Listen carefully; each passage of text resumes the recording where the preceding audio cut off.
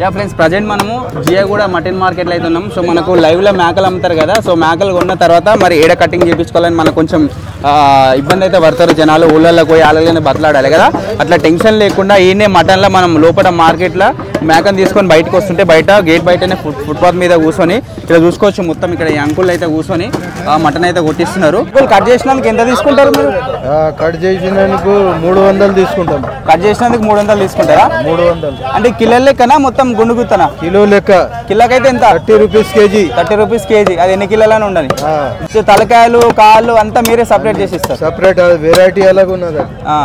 Cut చేయనికే తలకాయలు కాల్చడానికి వేరే వాళ్ళు ఉంటారు, జస్ట్ మీరు కూర కొట్టేయనికే మీరు కిలోకి 30 రూపాయలకైతే తీసుకుంటున్నారు. అంతే. ఇది ఏ టైం నుంచి ఏ టైం వరకు ఉంటారు?